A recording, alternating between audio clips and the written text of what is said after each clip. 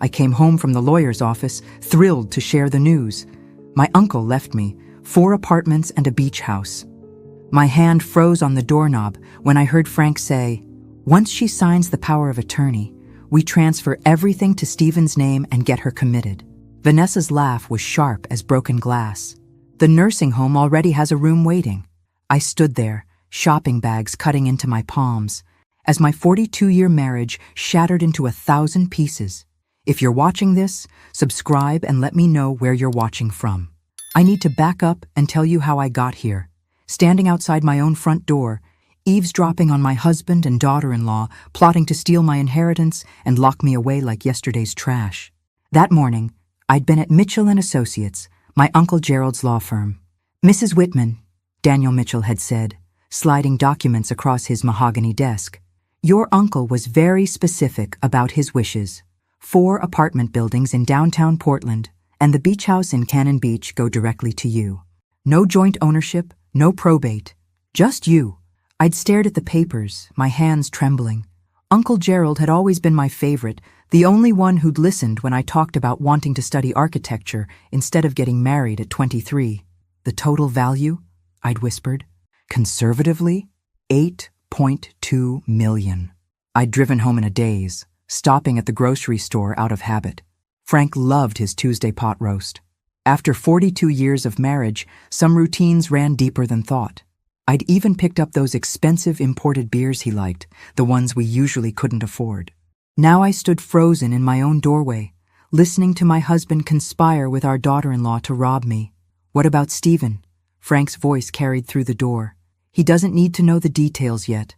Once Dorothy's safely in Riverside Manor, we'll explain how her mental decline made it necessary." "She seemed fine this morning," Vanessa said, and I could picture her examining her manicured nails. "You'll need to sell the confusion angle better. I've been laying groundwork for months, mentioning how she forgets things, gets dates mixed up. Dr. Harrison will sign the evaluation forms. He owes me a favor." My throat closed. All those times Frank had corrected me in front of friends, insisting I'd gotten the day wrong or forgotten a conversation that never happened. I'd thought I was losing my mind. Turns out, I was losing my freedom instead. "When do we make our move?" Vanessa asked. "This weekend. I'll tell her we need to update our estate planning now that Gerald's gone. Get her to sign documents while she's emotional and vulnerable. She won't even read them carefully. She trusts me." The grocery bags slipped from my numb fingers. A beer bottle shattered on the porch, and the voices inside went silent. "What was that?" Vanessa hissed. I forced my shaking hands to gather the bags, leaving the broken bottle. "Frank!" I called out, making my voice cheerful as I turned the knob. "I'm home. I dropped something on the porch. These bags are so heavy." I walked into my living room and found them sitting on opposite ends of my cream-colored sofa, Frank with his newspaper and Vanessa scrolling through her phone. Picture-perfect innocence. If I hadn't just heard them, I would have seen nothing wrong. "Hey, sweetheart." Frank folded his paper and smiled at me, the same smile that had won my heart 42 years ago. "How did it go at the lawyer's office?" I set the bags on the counter, my mind racing. I needed to think, to plan, to figure out how to protect myself. But first, I needed them to believe I suspected nothing. "Oh, lots of paperwork." I started unpacking groceries, my movements automatic. Uncle Gerald left me some properties. Nothing too exciting. "Properties?" Frank's voice sharpened with interest. "What kind of properties?" "Just some apartments downtown and the beach house." I haven't really looked at the details yet. I pulled out the pot roast, keeping my back to them. "I thought we could celebrate tonight. Your favorite dinner." In the mirror over the sink, I watched Vanessa and Frank exchange glances. She raised an eyebrow. He gave a subtle nod. "That's wonderful news." "Dot," Vanessa said, her voice dripping with false warmth. "We should definitely celebrate. Maybe this weekend we could all sit down and go through the paperwork together. Frank and I could help you understand everything." "That would be lovely." I smiled at her reflection, and something cold and hard settled in my chest. What would I do without family? What would I do, indeed? I spent Tuesday night lying next to Frank, listening to him snore, wondering how long he'd been planning this. 42 years of marriage, and I didn't know the man beside me at all. Wednesday morning, I made his coffee exactly the way he liked it. 2 sugars and a splash of cream. "Morning, sweetheart," he said, kissing my cheek like he had 1,000 mornings before. His betrayal tasted like ashes in my mouth, but I smiled. "Morning. I'm meeting Patty for lunch today." The lie came easily. I needed time to think, somewhere away from Frank's watchful eyes. "Sounds nice. Don't forget we have that appointment Saturday with the estate planner." My blood ran cold. "What appointment?" "I mentioned it last week, honey. Remember? Gerald's passing means we should update our own documents." His voice was patient, like he was talking to a confused child. "You said it was a good idea." Gaslighting me already. I wondered how many other conversations he'd invented, how many times he'd made me doubt my own memory. "Right. Of course. Saturday." After he left for his part-time consulting job, I sat at the kitchen table with my coffee and made a list. Not on paper where someone might find it. In my head, the way Uncle Gerald had taught me when I was 10 and we'd play detective games. 1. Find out exactly what Frank has access to. 2. Understand my legal rights. 3. Discover what else they've been hiding. 4.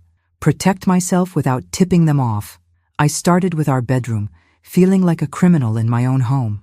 Frank's sock drawer yielded his passport, some cash, and a USB drive I'd never seen before. My hands shook as I plugged it into my laptop. Files filled the screen. Bank statements in Stephen's name showing transfers I never authorized. Property deeds with forged signatures.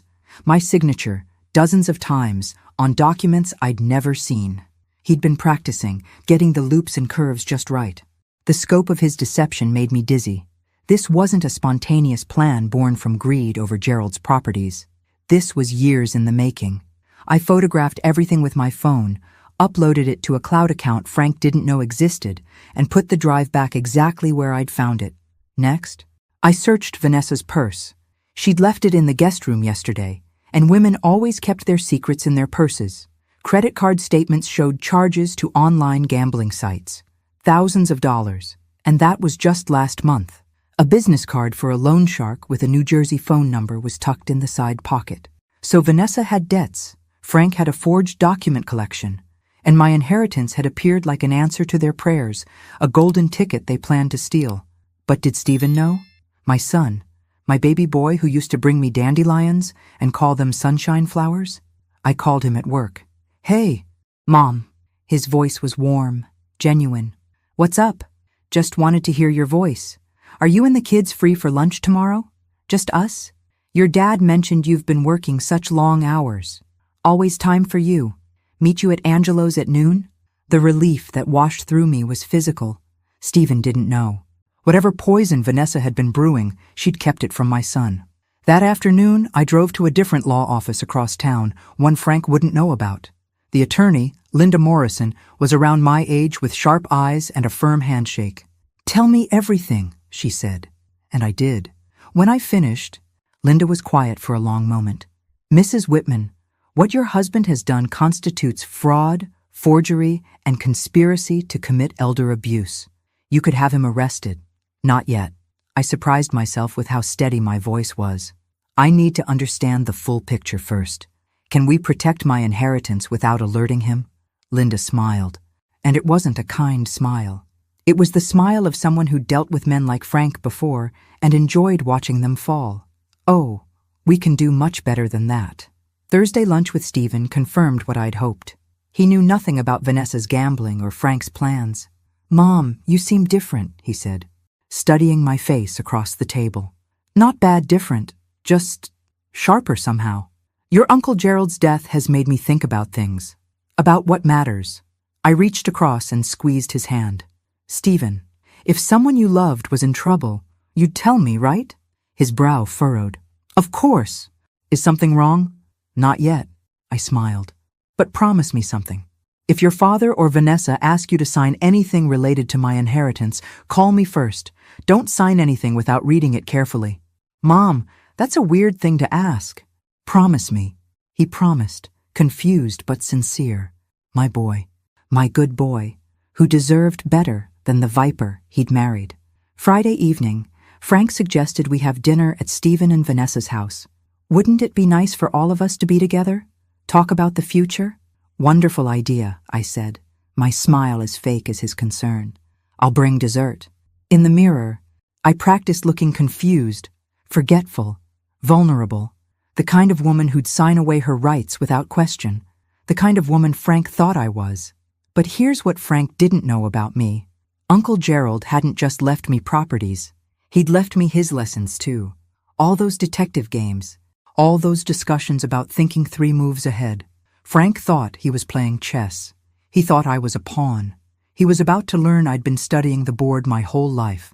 Saturday morning, I woke up before dawn and lay there plotting. Frank snored beside me, peaceful as a baby, and I wondered what it said about a person that they could sleep so soundly while planning to destroy someone's life. The estate planning appointment was scheduled for 2 p.m. I had 6 hours. At 7, I slipped out of bed and drove to a copy shop 30 minutes away, where nobody knew me. I printed everything from my secret cloud account. The forged signatures, the bank transfers, Vanessa's gambling debts, all of it. 2 complete sets, one for Linda Morrison, one for me, hidden somewhere Frank would never think to look. Where does a 67-year-old woman hide evidence? In plain sight, that's where. I bought a binder and labeled it Recipes from Aunt Martha in my neatest handwriting. Frank hadn't cooked a meal in 40 years. He'd never open it. By 9 a.m., I was home making pancakes when Frank came downstairs. Morning, beautiful. Big day ahead. I'm looking forward to it. Liar, liar, pants on fire. Want to know something funny? I found some old photos yesterday while cleaning. Remember our honeymoon in Seattle? His face softened. The Space Needle. You were so scared going up in that elevator. You held my hand the whole time. I slid pancakes onto his plate. Where did that man go, Frank? For just a second, something flickered in his eyes. Guilt? Regret? Then it was gone, replaced by his comfortable mask. I'm right here. Dot, I've always been right here. I almost believed him. That's how good he was. At 2 p.m. we sat in Mark Henderson's office, an estate planning attorney Frank had chosen. Mark was young, ambitious, with a handshake that lasted 2 seconds too long. So wonderful to meet you, Mrs. Whitman. Frank's told me so much about you. He spread documents across his desk, like playing cards. We want to make sure everything's protected, especially now with your inheritance. What exactly are we signing? I asked, reaching for the papers. Frank's hand covered mine. Don't worry, sweetheart. Mark will explain everything. I'd like to read them myself. I kept my voice pleasant but firm. Uncle Gerald always said never sign something you haven't read 3 times. Mark and Frank exchanged glances. Of course, Mark said smoothly. Take all the time you need. These are fairly standard. Durable power of attorney, healthcare proxy, updated will. I read slowly, moving my finger under each word like my grandmother used to do. The documents looked legitimate at first glance, but Uncle Gerald had taught me to read the fine print, the clauses hidden in legal language. There, on page 4 of the power of attorney, immediate and irrevocable transfer of authority over all assets, property, and financial decisions. Not if I became incapacitated. Immediate, as in the second I signed. This seems very broad, I said carefully. What if I just wanted Frank to handle things if I got sick? This is the standard form, Mark assured me. But his smile had frozen, and I saw him glance at Frank again. Could you give us a moment? Frank asked Mark. Of course. Mark left his own office, which told me everything I needed to know about who was really in charge of this meeting. Frank took both my hands in his. Dot, sweetheart, I know this seems scary, but we've been married 42 years. Don't you trust me? The question hung in the air between us. Did I trust the man who'd forged my signature? Who'd planned to have me committed? Who was trying to trick me into signing away my independence? Of course I trust you, I said, and watched relief flood his face. But Uncle Gerald just died 2 months ago. I'm grieving. Maybe we should wait a few weeks. Frank's jaw tightened. The inheritance needs to be protected now. If something happened to you before we got this sorted, what's going to happen to me in the next few weeks? I laughed, making it sound confused and slightly hurt. Frank, I'm 67, not 97. Your uncle was 88 when he died. Unexpected things happen, Dot. Was that a threat? I looked at my husband and realized I didn't know anymore. The man I'd loved for 42 years was a stranger wearing a familiar face. I think I should talk to my own lawyer first, I said quietly. Frank's expression went cold. Your own lawyer? We've used Henderson and Associates for 20 years. For our wills, yes, but this is different. This is Uncle Gerald's gift to me. I stood up, gathering my purse. I'll call you next week, Mark. Thank you for your time. I walked out of that office with Frank calling after me, his voice tight with barely controlled anger. In the parking lot, he caught up with me. What the hell was that about? What was what about?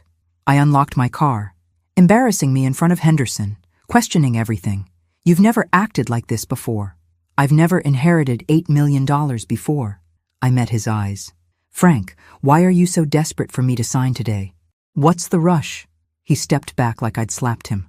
I'm trying to protect you, to protect us. But if you don't trust me anymore, I didn't say that. You implied it. He shook his head. You know what? Fine. Take your time. Talk to another lawyer. But Dot? His voice dropped low.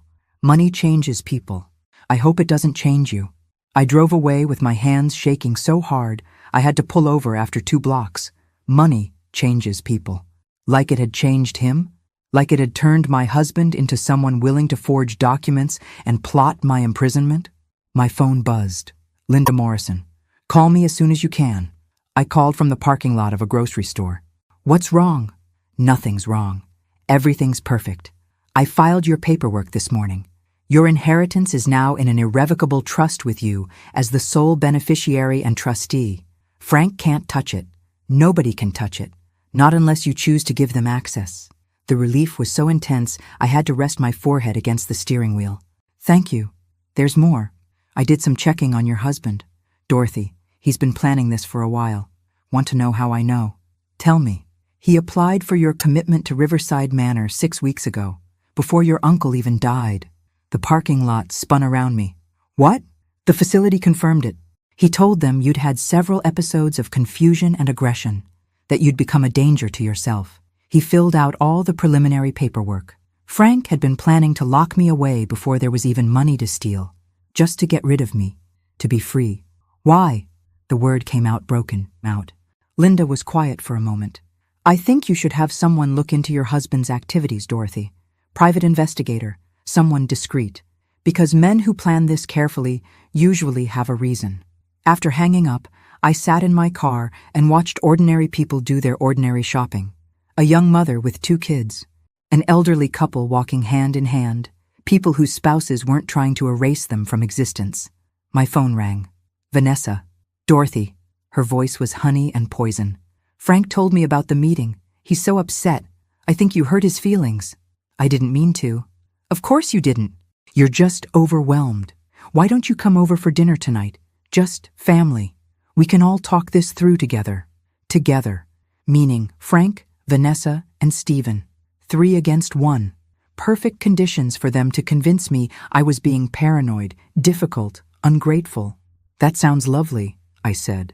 What time? Because I had my own plans for this dinner, and they were about to learn that underestimating a woman was the biggest mistake they could make. I stopped at the electronics store on the way home and bought something I'd never owned before. A small recording device disguised as a pen. The clerk, a teenager with purple hair, showed me how it worked. My mom uses one like this for her lectures, she said cheerfully. Super easy. Just click the top. Perfect. I added a second one, just in case. At home, Frank was in his office, door closed. I could hear him on the phone, voice low and intense. I pressed my ear against the door. Needs to sign by Monday. Henderson says we can't wait any longer. Once she starts talking to other lawyers, we're screwed.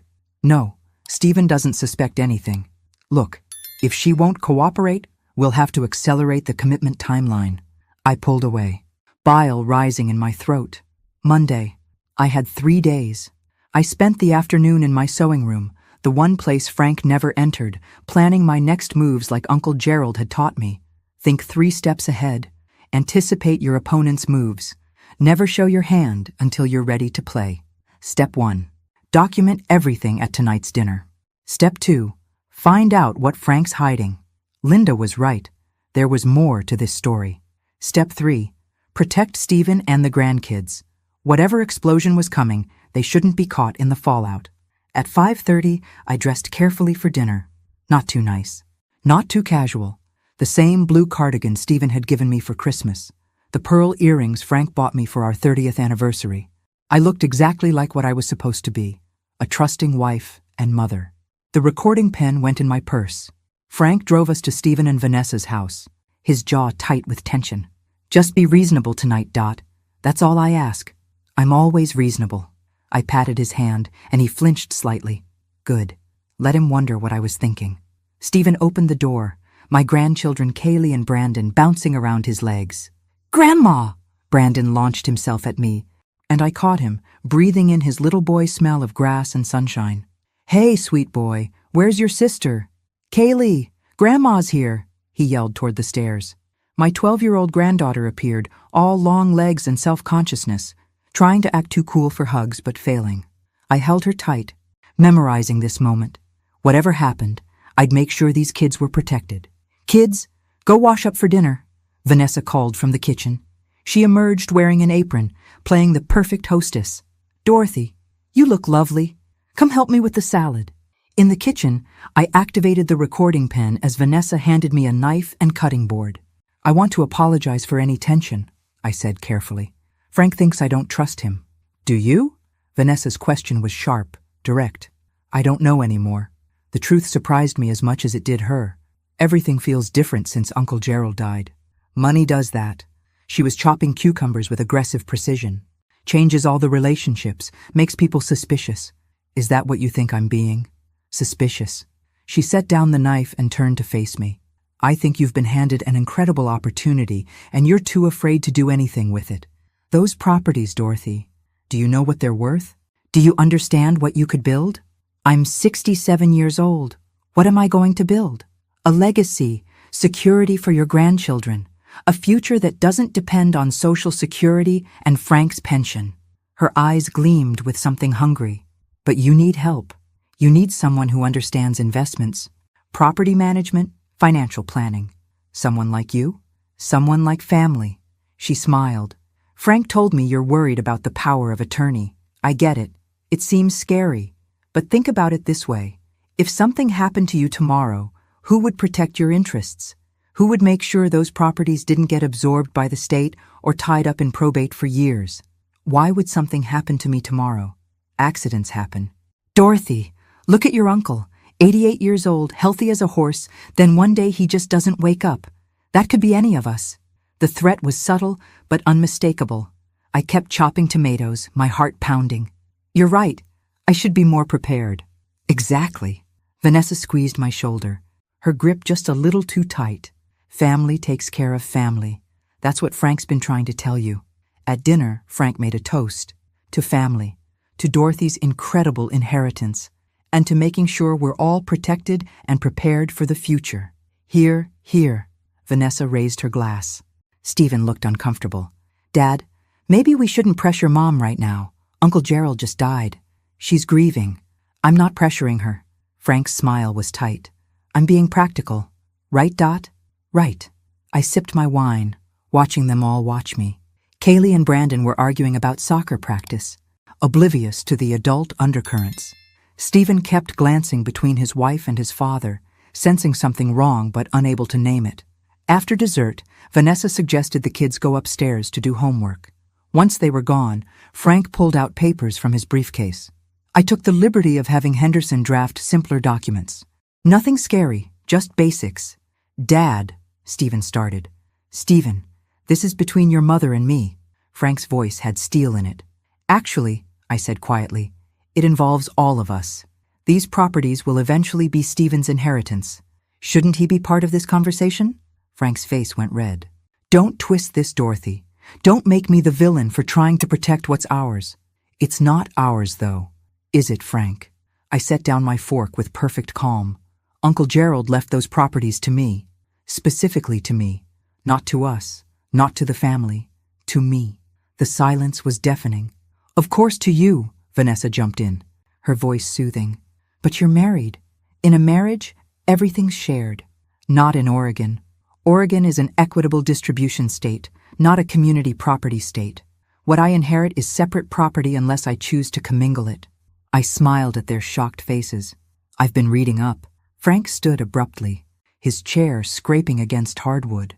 "Since when do you read legal statutes? Since when do you question everything I say?" "Since I found your USB drive." The words came out before I could stop them. Every face turned white. "What USB drive?" Stephen asked slowly. "Nothing," Frank said quickly. "Your mother's confused." "I'm not confused. I'm very clear." I stood up, my legs steadier than I expected. "The drive with the forged signatures. The transfers to Stephen's account that he didn't authorize. The practice documents where you've been perfecting my handwriting." "Mom?" Stephen's voice cracked. "What's she talking about, Dad?" Frank and Vanessa exchanged panicked glances. This wasn't part of their script. I wasn't supposed to know. I was supposed to be the confused, malleable old woman. "I think," I said quietly, "that I'll be going home now. Stephen, why don't you walk me to my car?" "I'll drive you," Frank said tersely. "No." The word came out harder than I intended. "Stephen will walk me. You'll stay here and explain to our son why you've been forging his mother's signature." I walked out of that house with my head high and my grandson's goodnight kiss still warm on my cheek. Stephen followed me to the driveway, his face stricken.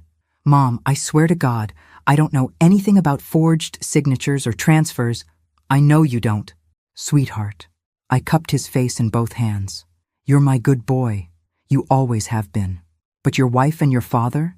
They've been planning something for a long time, and I need you to decide whose side you're on. Your side. Always your side. Even if it means your marriage might not survive?" He was quiet for a long moment. "Then, what did they do, Mom?" "Meet me for breakfast tomorrow. Angelo's, 8 a.m. Come alone. And Stephen?" I squeezed his hands. "Don't tell Vanessa where you're going." I drove home through dark streets, my recording pen full of threats and lies, my heart full of purpose. Frank would be furious when he got home. There might be yelling, accusations, maybe worse. But for the first time in months, I wasn't scared. I was ready. Frank came home at midnight, and I was waiting, not cowering in bed like he probably expected. Sitting at the kitchen table with a cup of chamomile tea and my grandmother's knitting, perfectly calm. "We need to talk." He loomed in the doorway, trying to intimidate me with his size and his anger. "Yes, we do." I didn't look up from my knitting. Click, click, click went the needles. "But not tonight. I'm tired." "Tired? You humiliate me in front of our son, accuse me of forgery. And now you're tired?" "Frank, it's late. We're both emotional. Let's discuss this in the morning when we've both calmed down." Click, click, click. "Stop doing that." He grabbed the knitting from my hands and threw it across the room. I looked at him then, really looked at him, and I didn't see my husband anymore. I saw a stranger, a dangerous one. That was my grandmother's work. "Pick it up." "Or what?" He leaned down, his face inches from mine. "What are you going to do, Dot? Leave me? After 42 years? Where would you go? Who would want you? A 67-year-old woman with no job, no skills, no life outside this house." Every word was designed to wound, to remind me of my dependence, my vulnerability. A month ago, it would have worked. A month ago, I would have apologized, backed down, made myself smaller. "I'd go to one of the 4 apartment buildings I own," I said calmly. "Or maybe the beach house. I hear Cannon Beach is lovely this time of year." He grabbed my wrist, his fingers digging in hard enough to bruise. "Those properties are community assets. You can't just—" "They're not." I checked. Oregon law is very clear about inherited property. I pulled my wrist free and stood up, facing him. "And if you ever grab me like that again, I'll call the police." For a moment, I thought he might hit me. His fist clenched, his face went purple with rage. Then he turned and walked out, slamming the bedroom door so hard the pictures on the wall rattled. I sat back down, picked up my grandmother's knitting from where it had fallen, and finished my tea. My hands only shook a little. At 7:55 a.m., I was at Angelo's. Stephen arrived at 8 on the dot, looking like he hadn't slept. He slid into the booth across from me and said, without preamble, "Vanessa has $200,000 in gambling debt." "I know. She's been using my business account to pay some of it off. I just found out last night after you left. We had a fight that lasted until 4 a.m. "I'm sorry, sweetheart." "Don't be. I'm the idiot who didn't notice." He rubbed his face with both hands. "She said Dad promised her access to your money to pay off the debts. Said it was a family investment. But Mom, I never authorized any transfers to my accounts. If there are documents with my signature, they're forgeries. I have photos. He was quiet for a long moment. What are we going to do? Not what was I going to do. What were we going to do? My son, my ally. I reached across the table and gripped his hand. I'm going to do something crazy. How crazy? I'm going to throw a party. Stephen blinked. A party. A big one. Announce my inheritance properly. Celebrate Uncle Gerald's life. Invite all our friends and family. I smiled at his confusion. Your father thinks I'm weak. He thinks I'll cave under pressure. So I'm going to give him what he wants. I don't understand. Good. Neither will he. That's the point. I spent the next 3 days planning the party and watching Frank watch me. He was waiting for something, I could tell. Waiting for me to break, to apologize, to come crawling back to ask what I should do with Uncle Gerald's complicated legacy. Instead, I sent out invitations to 30 people. I ordered catering. I bought a new dress, royal blue with a V-neck that made me look powerful instead of old. I hired a bartender and a server. Frank couldn't figure out what game I was playing. Why are you doing this? He asked Wednesday evening, watching me address envelopes at the dining room table. Uncle Gerald would have wanted a proper memorial, a celebration of life. I looked up at him with wide, innocent eyes. Don't you think? With 30 people and catering? That's going to cost a fortune. I can afford it now. I smiled sweetly. That's the point of inheriting money, isn't it? To be able to do nice things? He couldn't argue with that logic, but I could see the wheels turning in his head. He thought this was my breakdown. Me spending money recklessly, proving I couldn't handle the responsibility. Perfect justification for taking control. Let him think that. Saturday night. Our house was full of people. Friends from church, neighbors, Frank's golf buddies, my book club ladies, Stephen and his family, even Linda Morrison, my attorney, who everyone assumed was just a family friend. Frank worked the room like a politician, telling everyone about my inheritance, playing the proud husband. My Dorothy's come into some property, 4 apartment buildings downtown and a beautiful beach house. I keep telling her we should start planning vacations. 4 buildings? Martha from book club whistled. Dorothy, you're a real estate mogul. Just lucky. I raised my glass. Uncle Gerald was generous. Vanessa was charm personified, helping serve appetizers, making conversation. Only Stephen saw through her performance. He kept close to me all evening, a silent protector. At 9 p.m., I clinked my glass for attention. Thank you all for coming. I wanted to share some exciting news. I could feel Frank's anticipation, his assumption that I was about to announce I was signing the properties over to family management. Vanessa actually licked her lips.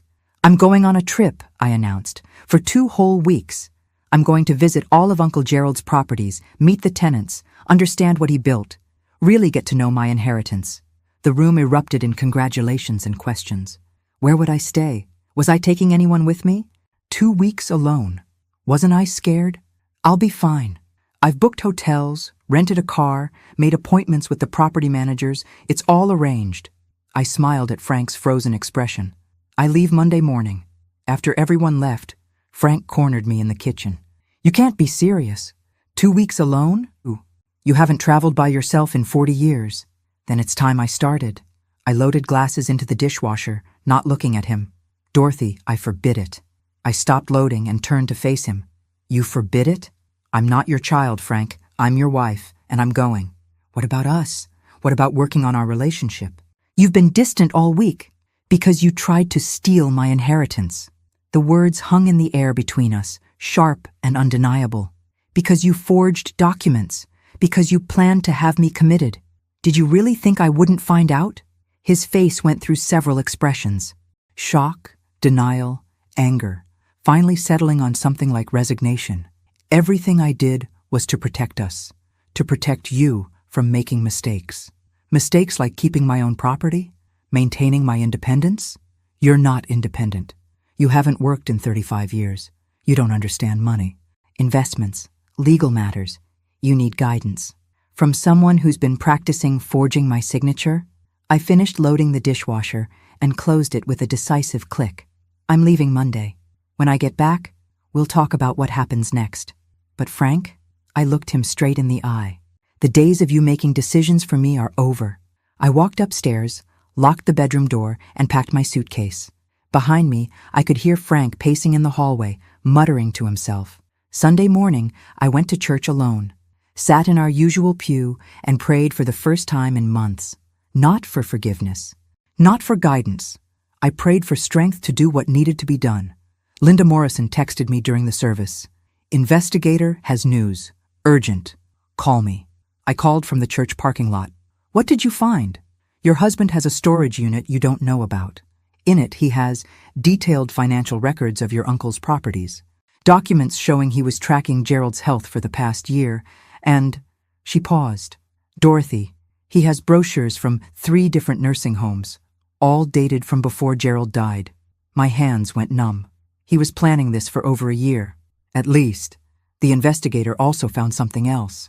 Regular payments to a woman named Christine Morrison. $2,000 a month for the past 3 years. "I'll send you her address. She's in Seattle." I drove home in a daze. $65,000 in 3 years. For what? A mistress? Blackmail? Another secret I didn't know about? When I got home, Frank was in his office again, door closed. I packed the last of my things, hid Linda's folder deeper in my recipe binder, and went to bed early. Monday morning, I left at dawn while Frank was still sleeping. I didn't leave a note. I just drove away from my house, my husband, my old life, with my suitcase in the trunk and no idea what I'd find. But I knew one thing with absolute certainty. I wasn't coming back the same woman who left. The drive to Portland took me through familiar highways that felt brand new. Had the mountains always been this beautiful? Had the sky always been this huge? I called Stephen from the road. "I'm on my way. Don't tell anyone where I'm going. Be safe, Mom. Call me if you need anything." My first stop was the apartment buildings. 4 brick structures in downtown Portland, built in the 1920s, beautifully maintained. The property manager, a cheerful woman named Patricia, gave me a tour.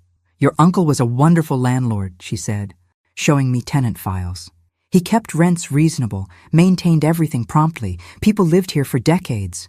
I walked through the buildings, met tenants, saw the care Uncle Gerald had put into these places. He'd built something real, something that mattered. "Mrs. Whitman?" Patricia handed me a folder. "Gerald left this for you. Said to give it to you when you came in person." Inside was a letter in his familiar handwriting. "Dorothy, if you're reading this, I'm gone, and you're probably confused. Your husband has been asking questions about my properties for the past 2 years, wanting to know their value, their potential, if I'd consider selling. When I told him they'd be yours someday, he became very interested in my health, started suggesting I needed better medical care, perhaps a facility. It worried me, made me wonder what he might do if you suddenly came into money, so I structured things to protect you. The trust, the properties, all of it is designed to be yours alone. Don't let anyone take it from you. You're stronger than you know, much stronger than Frank ever gave you credit for. Live your life, kiddo, the one you should have had. Love, Uncle G." I cried in Patricia's office for 20 minutes. She brought me tissue and coffee and didn't ask questions. That night, in a hotel room overlooking the city, I called the investigator directly. "Tell me about Christine Morrison." "I can do better than tell you. I can show you." He sent photos to my phone. They showed Frank, with a woman who looked nothing like me. Younger, blonde, laughing. Photos of them at restaurants, holding hands, entering her apartment together. The timestamps went back 5 years. 5 years of lies. 5 years of him coming home to me and pretending. 5 years of "I love you" and good morning kisses, and lying beside me at night after spending the afternoon with her. I should have been devastated. Instead, I felt nothing. Just cold, clear rage. I called Linda Morrison. "I want a divorce. I'll have papers drawn up, but Dorothy, there's more you should know about Christine." What more could there be? She's not his mistress. She's his business partner. They've been buying properties together, using forged documents to secure loans against your assets. The $2,000 a month? That's his share of the profits from their flips.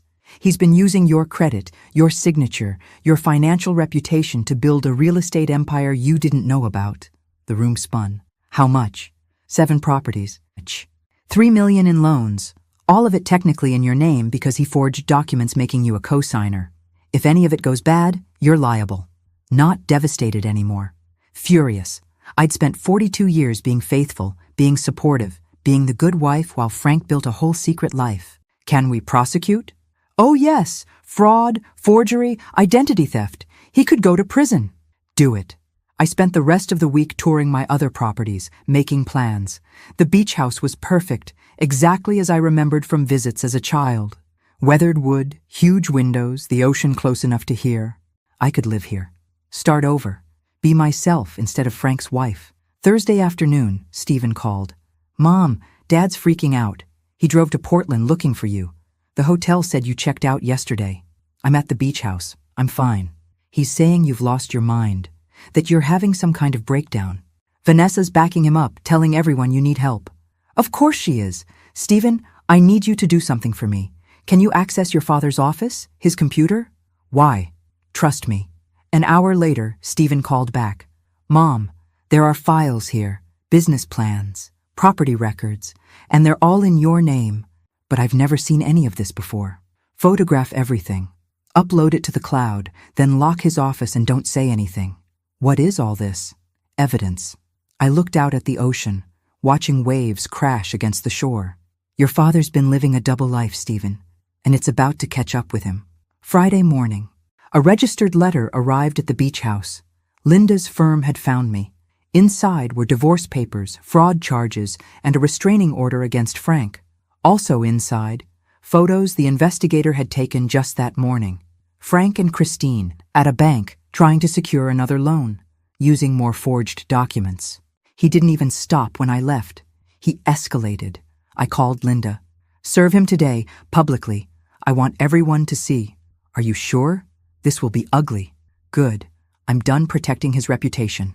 I stayed at the beach house all weekend, walking on the sand, thinking about Uncle Gerald's letter, the life I should have had.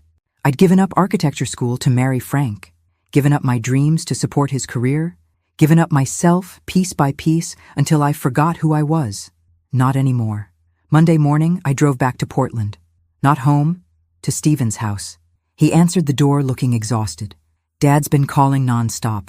The papers were served Saturday at his golf club, in front of everyone. Good. Mom, he's telling people you're sick. Vanessa's supporting him. They're trying to build a case that you're incompetent. I smiled. Let them try. I have recordings of them planning to steal my inheritance. I have evidence of his fraud. I have 5 years of proof that he's been lying to me. Let them try to prove I'm incompetent. Stephen laughed, surprised. You're scary when you're angry. I'm not angry, sweetheart. I'm done being afraid. That week, I stayed with Stephen. Vanessa moved out, back to her parents' house. The evidence of her gambling debts and her partnership with Frank in their schemes was overwhelming. I'm filing for divorce too, Stephen told me Wednesday evening. I can't believe I didn't see what she was. Love blinds us. I hugged him tight. But we see clearly now. Thursday, Frank called my cell phone. I almost didn't answer. Then I realized I wanted to hear what he had to say. Dorothy, please, we can work this out. There's nothing to work out, Frank. You forged my signature. You stole my identity. You planned to have me committed. You had a partner in real estate fraud. For 5 years, you lied to me every single day. Christine means nothing. The business was just a way to secure our future. Your future. Not ours. You were planning to leave me once you had enough money. The nursing home wasn't about control. It was about getting rid of me so you could be free. His silence confirmed everything. Here's what's going to happen, I continued. You're going to face fraud charges. I'm going to divorce you and take everything that's legally mine. You'll be lucky if you don't go to prison. After 42 years, this is how you treat me? After 42 years of devotion, this is how you treated me. I hung up. Friday afternoon, I got a call from a number I didn't recognize. Mrs. Whitman? This is Christine Morrison. I almost hung up. Then, curiosity won. What do you want? To apologize. I didn't know about the forged documents. Frank told me you were partners, that you knew about everything. When the investigator showed me the truth, her voice broke. I'm cooperating with the prosecutor. I'll testify about everything Frank did. The forgeries, the schemes, all of it. Why should I believe you? Because he did the same thing to me that he did to you. Made me think I was special, that we were building something together. Then I found out I'm the fourth woman he's pulled this scheme with. We're all just marks to him. Fourth woman. Fourth life he'd tried to steal. I thanked her and hung up, not angry anymore. Just tired. Tired of Frank, of lies, of discovering new betrayals every day. That night, Stephen and I sat on his back porch with wine and Chinese food. "What happens now?" he asked. "Now I live my life. Really live it. Uncle Gerald left me more than property. He left me a second chance. I'm proud of you, Mom." I looked at my son, my good son, who'd stood by me when everything fell apart. "I'm proud of us both. We survived. That's enough." But I knew it wasn't just survival. It was the beginning of something new. Something better. And Frank? Frank would learn what happens when you underestimate a woman who's finally learned her worth. The DNA results arrived on a Tuesday morning while I was replacing a broken garbage disposal in Building 3. Bradley called, his voice hollow. "She's mine. Emma's mine." I sat down on the tenant's kitchen floor, wrench still in hand. Thank God. Lucas isn't. The words came out strangled. My son, the kid I've been raising for 3 years, he's Paul's. The wrench slipped from my fingers, clattering on the tile. Paul had a son with Vanessa. My husband had created a child with my daughter-in-law while I'd been babysitting them both, completely oblivious. "Bradley, I'm so sorry. Vanessa's lawyer called this morning. She wants full custody of Lucas. Says I have no legal right since I'm not the biological father." He was crying now, harsh sobs that broke my heart. "Mom, I love that little boy. He calls me Daddy. How do I explain to a 3-year-old that I'm not really his father?" "You are his father. Biology doesn't change 3 years of love. Tell that to the family court system." After we hung up, I sat in that stranger's kitchen and thought about the cascading destruction Paul had caused. Not just stealing, not just fraud, but destroying his own son's family, creating a child he'd never intended to claim, using everyone around him as props in his desperate scramble to save himself. That afternoon, I called my property manager friend, the one Sarah Chen had introduced me to. "Linda, I need advice on something that's not about buildings." "Shoot. If someone wanted to hurt me financially, really hurt me, what's my biggest vulnerability right now?" Linda was quiet for a moment. "Your tenants. If someone convinced them you were unstable or unreliable, you could face mass exodus. New property owners always face skepticism. Add in rumors of mental incompetence, and you'd have a disaster." My blood ran cold. That's what I was afraid of. "Why? Is someone targeting you?" "My ex-husband is desperate and angry, and he knows exactly where to strike." The first sign came 2 days later. Mrs. Chen in Building 1 called, apologetic but firm. "Mrs. Harper, I'm sorry, but we've decided not to renew our lease next month. My husband found us a place closer to his work." Mrs. Chen had been a tenant for 8 years. She told me just last month how much she loved the building. Then Mr. Rodriguez from Building 2. "My daughter thinks we should move. She's worried about the new management." By Friday, I'd received 5 non-renewal notices. All long-term tenants, all suddenly finding reasons to leave. I drove to Building 1 and knocked on Mrs. Chen's door. She opened it cautiously, and I saw fear in her eyes. "Mrs. Chen, please be honest with me. Did someone contact you about me?" She glanced behind her nervously. "A man came by, said he was your husband, that you were having problems, memory issues, that the buildings might not be properly maintained anymore. Did he offer you money to leave?" "First month's rent free at a new place. He said he was trying to protect us from a bad situation." I thanked her and went to each building, knocking on doors. The story was the same. Paul had visited every tenant who'd given notice, spinning tales of my incompetence, offering incentives to leave, trying to tank my rental income and force me to sell at a loss.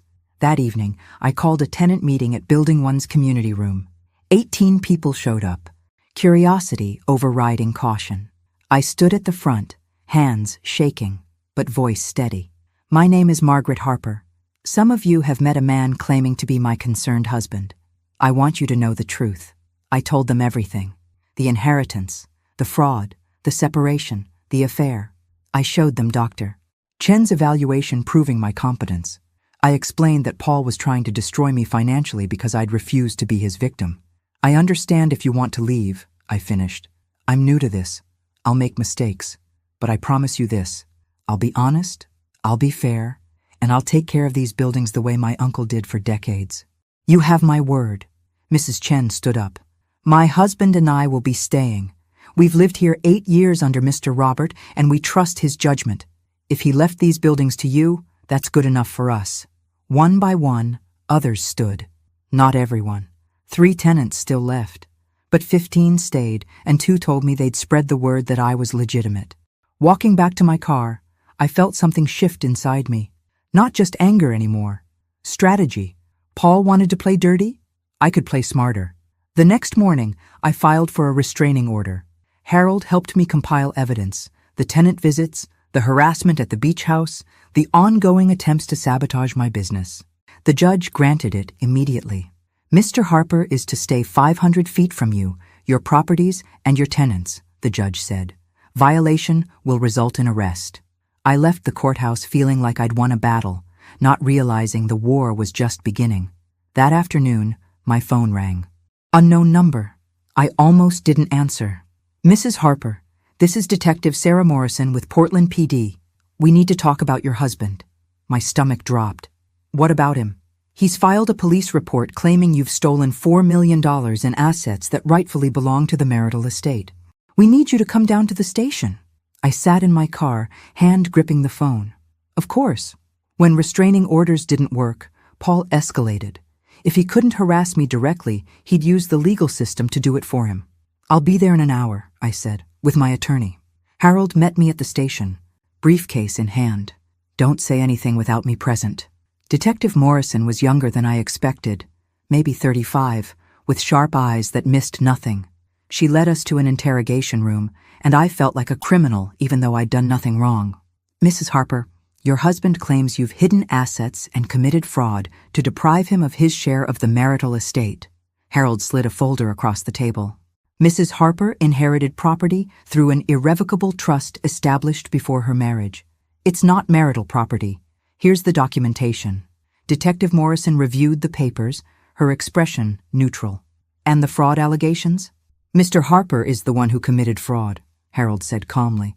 We have documented evidence of forged power of attorney, conspiracy to commit elder financial abuse, and ongoing harassment.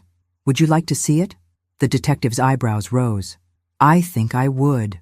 2 hours later, I walked out of the police station with Detective Morrison's card and a promise that she'd be looking into Mr. Harper's claims more thoroughly. In the parking lot, Harold put a hand on my shoulder. This is going to get uglier before it gets better. I know, I said. But what I didn't say was that I was ready. Paul had started this war thinking I'd surrender.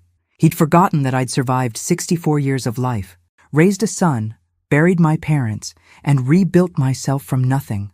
I wasn't the same woman he'd married, and he was about to find out exactly how much he'd underestimated me. The property management course started on Monday. I'd enrolled in an intensive 6-week program that met 3 evenings a week, taught by a retired real estate investor named Marcus Webb. The classroom was in a community college building, and I felt ridiculously out of place among the younger students. Most of you are here to break into property management as a career, Marcus said during the first session. Anyone here actually own property? I raised my hand, along with 2 others. How many units? 48, I said. The room went silent. Even Marcus looked surprised. Well then, looks like we have a serious investor in the room. During the break, 3 students approached me. One was a young woman named Kayla, maybe 30, with intelligent eyes and a firm handshake. Mrs. Harper, I'm graduating with my property management certification next month. If you're looking for help managing 48 units, I'd love to interview. I studied her. Confident but not cocky. Eager but professional. Send me your resume. By the end of the first week, I'd learned more about tenant law, maintenance protocols, and financial management than I'd thought possible. I started implementing systems in my buildings. Online rent payment, digital maintenance requests, quarterly inspections. The work was exhausting but satisfying. For the first time in my adult life, I was building something that was entirely mine. Bradley called Thursday evening. Mom, I need a favor. A big one. What's wrong? Vanessa's lawyer filed an emergency custody hearing. She's claiming I'm unstable and unsafe around Lucas. They're trying to get sole custody and supervised visitation only for me. On what grounds? Paul gave them a statement. Said I've been violent, aggressive, that he's afraid for his grandson's safety. Bradley's voice was tight with rage. He's lying, Mom. He's lying to take Lucas away from me. We'll fight this. I'll testify. I'll hire the best family law attorney in Portland. It's next Tuesday. Can you be there? Wild horses couldn't keep me away. The custody hearing was in a small courtroom that smelled like old carpet and stale coffee. Vanessa sat with her attorney, looking pale but determined. Paul sat in the back row, his presence like a dark cloud. The judge was a stern woman in her 60s named Judge Patricia Walsh. She reviewed the paperwork with a frown. Mr. Harper, you're asking for sole custody of a 3-year-old boy, claiming the father who has raised him since birth is suddenly dangerous. These are serious allegations. Vanessa's attorney stood. Your Honor, we have testimony from the child's biological grandfather expressing concern about Mr. Bradley Harper's recent behavior. Erratic decisions, financial instability, anger management issues. Call your witness, Judge Walsh said. Paul took the stand, and I watched my ex-husband lie under oath. He described Bradley as increasingly unstable, claimed he'd witnessed violent outbursts, suggested that the stress of learning about Lucas's paternity had triggered something dangerous. It was all fiction, carefully crafted fiction designed to destroy our son. When it was Bradley's turn, his attorney called me to the stand. Mrs. Harper, you're Bradley's mother. How would you describe his relationship with Lucas? Lucas is the center of Bradley's world. He coaches his t-ball team, reads to him every night, takes him to the park every Saturday morning. The biological test results were devastating for Bradley, but they didn't change his love for that little boy. And Mr. Paul Harper's testimony about Bradley's instability? I looked directly at Paul. Paul Harper is a liar. He's been lying for years. He had an affair with his daughter-in-law, fathered a child with her, and is now weaponizing that child to punish our son for supporting me. Every word he said on this stand is designed to hurt Bradley, not protect Lucas. Vanessa's attorney objected, but Judge Walsh held up her hand. I want to hear this. Continue, Mrs. Harper. I told the judge everything. The fraud, the affair, the restraining order, the police report. I watched Paul's face turn red, watched Vanessa sink lower in her chair. Your Honor, I finished. Paul Harper is using this child as a weapon. He doesn't care about Lucas's well-being. He cares about punishing me and Bradley for refusing to be his victims. Judge Walsh was silent for a long moment. Mr. Harper, please approach the bench. Paul stood, confident swagger in place. The judge's next words wiped it away. Mr. Harper, I've been a family court judge for 23 years. I've seen many things, but using a child as ammunition in an adult vendetta is perhaps the most despicable. I'm ordering an immediate investigation into allegations of fraud and perjury. Bailiff, please escort Mr. Harper out of my courtroom. The bailiff moved toward Paul, and the swagger disappeared. Your Honor, I have a right to— You have the right to remain silent, Judge Walsh interrupted. I suggest you exercise it. As they removed Paul from the courtroom, Judge Walsh turned to Vanessa. Ms. Thompson, sole custody is denied. Joint custody will remain in place pending investigation of these allegations. If I find that you knowingly used fraudulent testimony to deprive Mr. Bradley Harper of his parental rights, you will face consequences. Do you understand? Vanessa nodded, tears streaming down her face. Outside the courthouse, Bradley pulled me into a fierce hug. Thank you, Mom. Thank you. That's what mothers do, I said. We protect our children, even from their fathers. But as we walked to our cars, I couldn't shake the feeling that Paul wasn't done. Cornered animals were the most dangerous, and I'd just backed him into a very tight corner. That night, back at the beach house, I poured myself a glass of wine and stood on the porch watching the waves. My phone rang. Detective Morrison. Mrs. Harper, I thought you should know. We've opened a formal investigation into Paul Harper.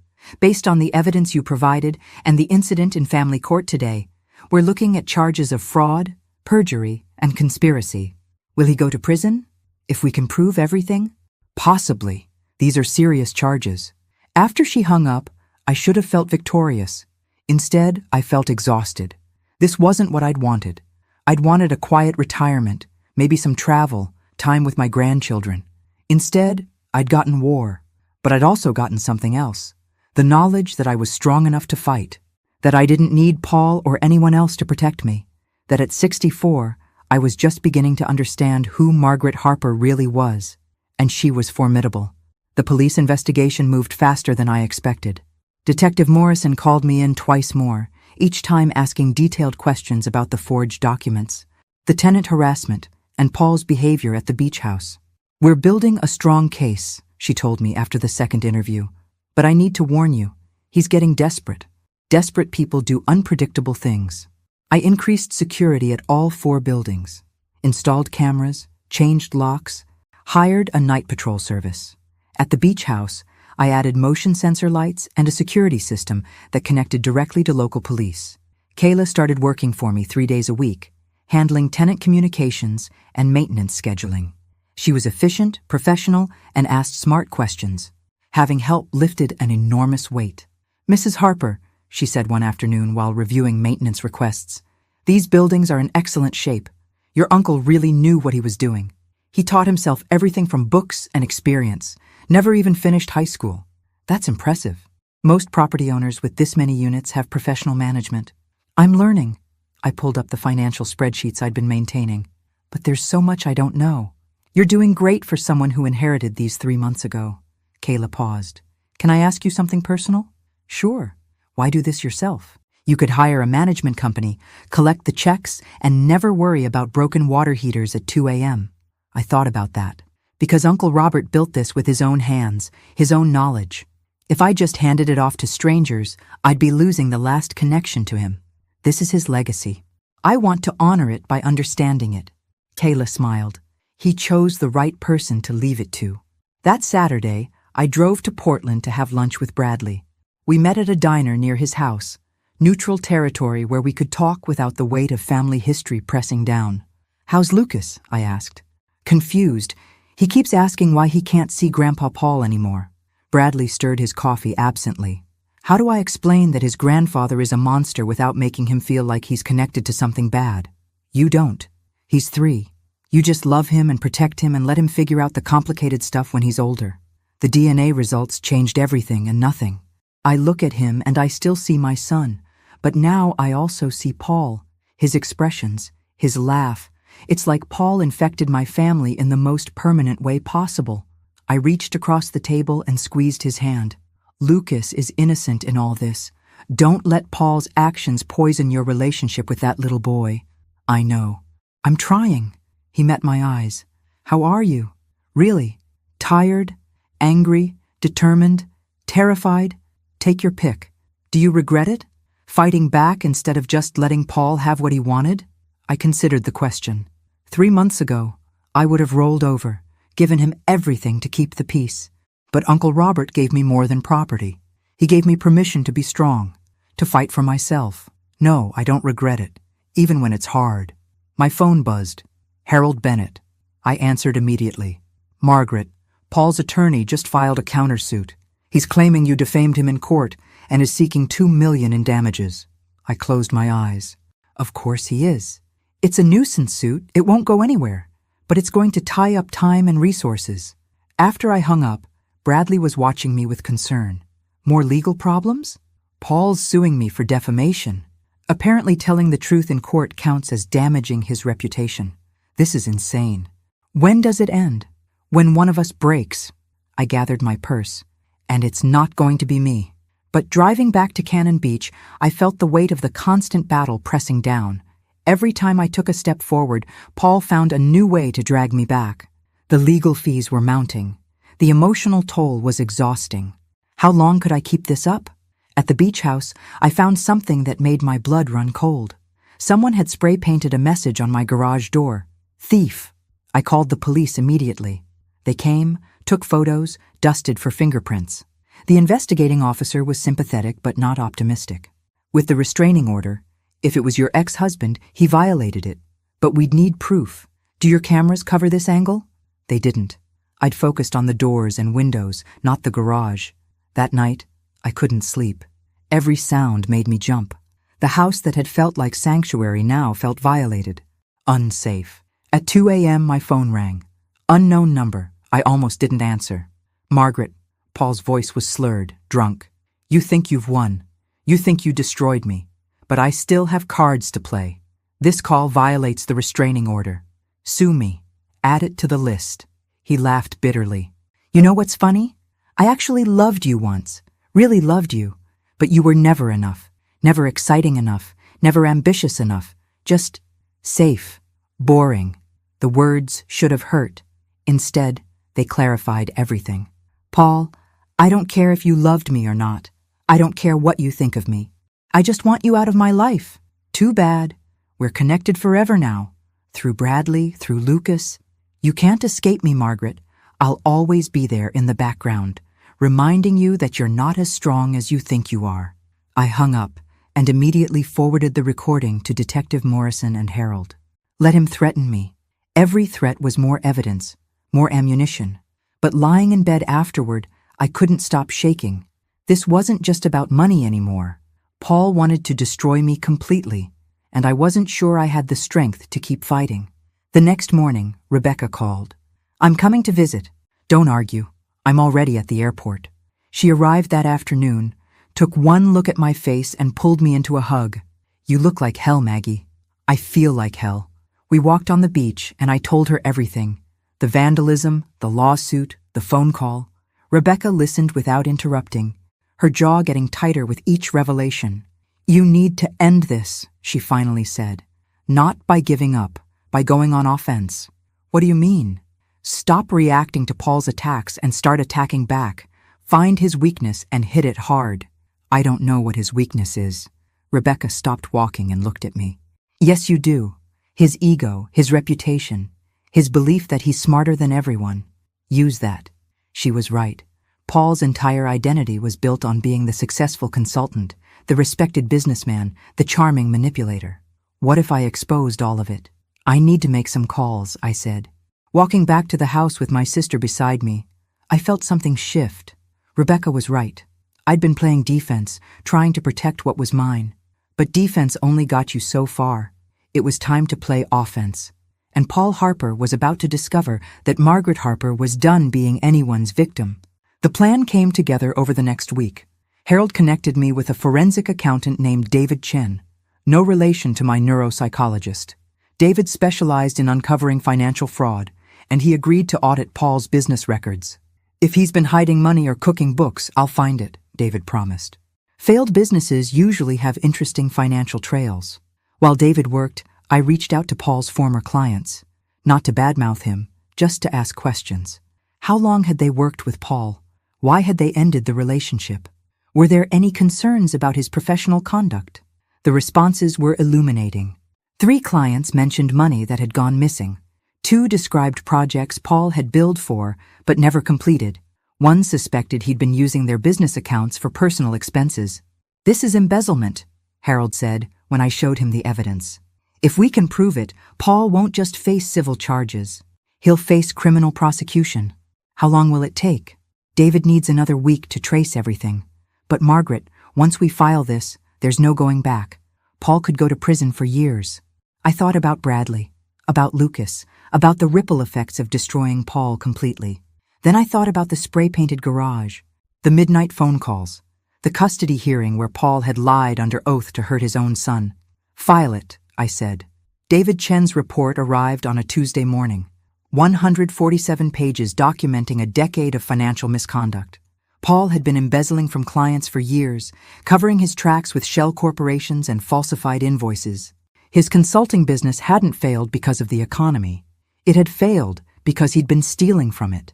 The total amount, over $800,000. "This is fraud on a massive scale," David explained in Harold's office.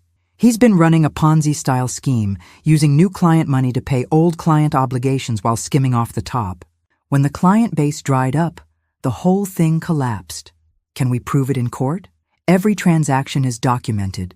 Bank records, invoices, email correspondence. This is airtight." Harold looked at me seriously. "Once we file this with the police and the State Bar Association, Paul's life as he knows it is over." "Are you absolutely certain?" I thought about Mrs. Chen and the other tenants Paul had tried to drive away, about Bradley fighting for custody of Lucas, about the forged power of attorney and the plan to have me committed, About 38 years of marriage built on lies I'd been too trusting to see. I'm certain. We filed the complaint that afternoon. By evening, Detective Morrison called. "Mrs. Harper, the district attorney wants to meet with you tomorrow. This is bigger than we initially thought." The DA's office was downtown, sterile and bureaucratic. District Attorney Richard Walsh, no relation to the family court judge, was a no-nonsense man in his 50s with sharp eyes. "Mrs. Harper, if this evidence holds up, we're looking at multiple felony charges: wire fraud, embezzlement, money laundering. Your ex-husband could face 20 years in federal prison." The number hit me like a physical blow. 20 years. Paul would be 84 when he got out. "I need you to understand the implications," Walsh continued. "This will be public, messy. Every detail of your marriage will be examined.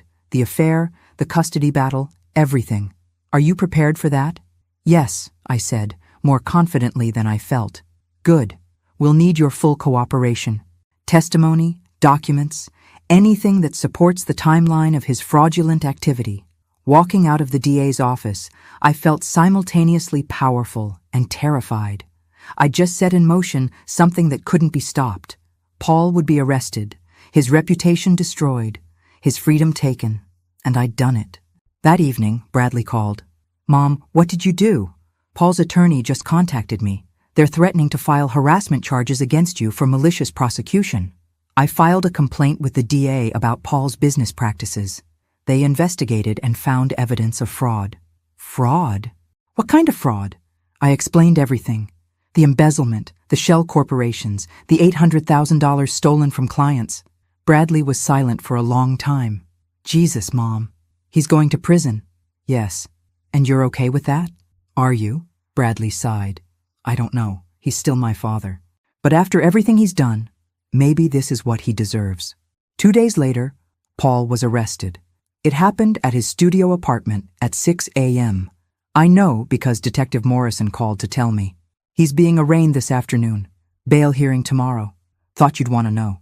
I drove to Portland for the arraignment. Sitting in the back of the courtroom watching Paul in an orange jumpsuit, hands cuffed, looking older and smaller than I'd ever seen him. The charges were read: 16 counts of wire fraud, 8 counts of embezzlement, 4 counts of money laundering. The judge set bail at $500,000, which Paul couldn't possibly afford. He looked up, scanning the courtroom, and our eyes met. I saw rage there, and fear, and something else that might have been broken understanding. This was really happening. The man I'd married was going to prison because of evidence I'd helped gather. Outside the courthouse, reporters were waiting. Someone had tipped them off about the case. "Mrs. Harper, is it true your husband defrauded multiple businesses? Were you aware of his criminal activity?" Harold steered me away from the cameras, but the damage was done. By that evening, the story was everywhere. Local consultant arrested for $1 million fraud scheme. My phone started ringing. Friends I hadn't spoken to in years, former neighbors, people who just wanted gossip. I turned it off and sat in the beach house, staring at the ocean. What had I become? The kind of person who destroyed her ex-husband? The kind of person who chose vengeance over mercy? But then I remembered the spray-painted garage, the custody hearing, the plan to have me declared incompetent. Paul had made his choices. He'd committed crimes. I just refused to be his accomplice through silence. Rebecca called from Chicago. "I saw the news. How are you holding up?" "I don't know. I feel like I should feel guilty, but mostly I just feel tired." "You did the right thing. He hurt people, Maggie. Real people who trusted him. You gave them justice." Maybe she was right.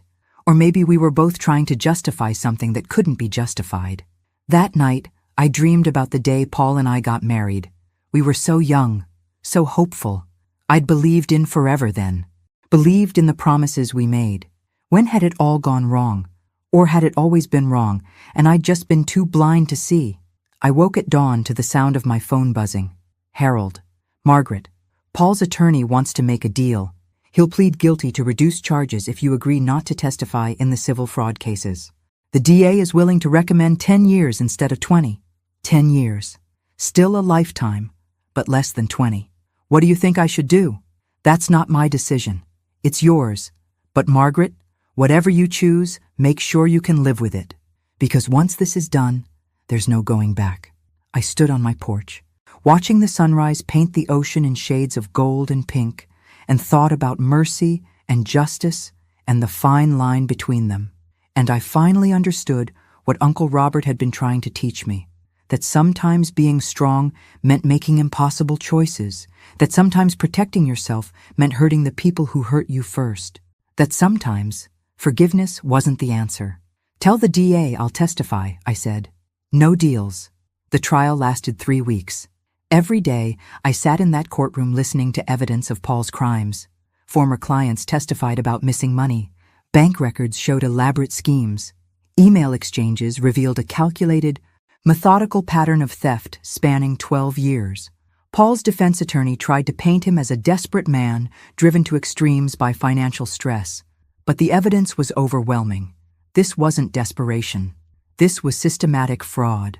On the witness stand, I testified about Paul's behavior in our final months together. The secrecy, the lies, the plan to have me committed. The defense attorney tried to make me look vindictive. "Mrs. Harper, isn't it true you're only pursuing these charges because you're angry about your husband's affair?" "No," I said calmly. "I'm pursuing these charges because he stole $800,000 from people who trusted him. The affair is between him and his conscience." The jury deliberated for 6 hours. When they returned, Paul wouldn't look at me. "On the count of wire fraud, how do you find?" "Guilty." "On the count of embezzlement, how do you find?" "Guilty." 16 counts.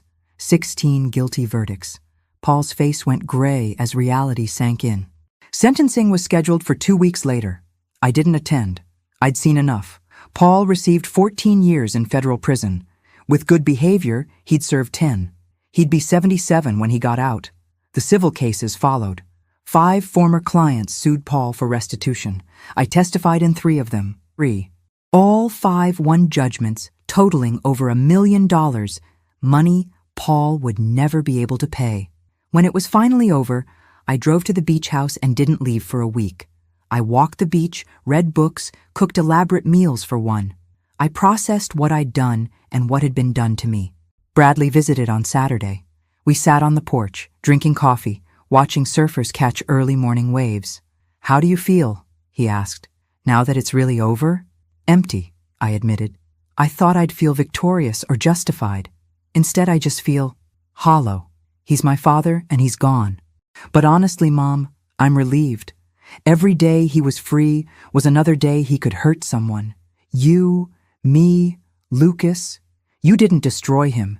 He destroyed himself. You just refused to go down with him." Emma and Lucas came running up from the beach, soaking wet and laughing. Lucas threw his arms around Bradley's neck. "Daddy, look what I found!" A perfect sand dollar, whole and white. "That's amazing, buddy." Bradley held him close, and I saw Lucas wasn't Paul's weapon anymore. He was just a little boy who loved his father. "Can we come back next weekend?" Emma asked me. "I love the beach house." "Anytime you want." "Sweetheart."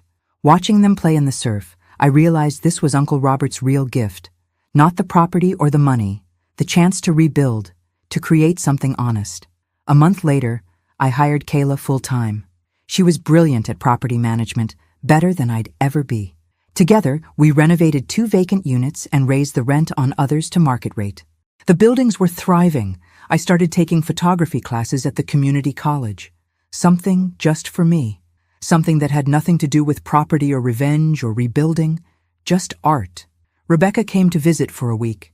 We walked the beach, cooked together, talked about everything and nothing. One evening, she said, "You're different now, stronger, but also softer somehow." "I don't feel stronger." "That's because you're strong enough now that you don't have to prove it anymore." 6 months after the trial, I got a letter from Paul. Prison mail, heavily censored. He'd written pages, but most had been redacted. What remained was brief. "Margaret, I don't expect forgiveness. I don't deserve it, but I need you to know I'm sorry. Not sorry I got caught. Sorry I became the kind of man who could hurt you. You deserved better. You always did. I hope you find peace." I read the letter 3 times, then put it in a drawer. Maybe someday I'd have a response, but not today. Today, I just let it be another piece of the past. The day I turned 65, I threw myself a party at the beach house. Bradley and the kids came. Rebecca flew in from Chicago. Kayla brought her husband. Linda and Marcus from the property management course showed up with champagne. We ate, drank, laughed on the porch as the sun set over the Pacific. Emma played piano. When had Uncle Robert gotten a piano? And Lucas sang off-key. It was chaotic and perfect. "Happy birthday, Mom," Bradley said, pulling me aside. "This year has been insane." That's an understatement. But look at you. You're happy. Really happy. "I can't remember the last time I saw you like this." He was right. Standing on my porch, surrounded by people I loved, owning property I'd earned, living a life I'd chosen, I was happy. Uncle Robert had known what I'd needed even before I did. Not a rescue, an opportunity. The chance to discover who Margaret Harper could be when she stopped being who everyone else needed her to be. That night, after everyone left, I stood alone on the beach. The waves crashed against the shore, eternal and indifferent. Tomorrow I'd get up and manage properties, maybe take photos, call Rebecca, have lunch with Bradley. But tonight, I just stood in the darkness and felt grateful for the inheritance that changed everything, for the betrayal that forced me to be strong, for the fight that taught me I could win. Paul was in prison. Vanessa was in California. The buildings were profitable. Bradley was healing, and I was free. Not free from consequences or complications, but free to choose, free to build, free to be exactly who I wanted to be. I thought about the woman who'd stood on this porch 6 months ago, broken and betrayed, wondering if she had the strength to fight. She'd found her answer. And Margaret Harper was just getting started. Thanks for listening. Don't forget to subscribe and feel free to share your story in the comments. Your voice matters.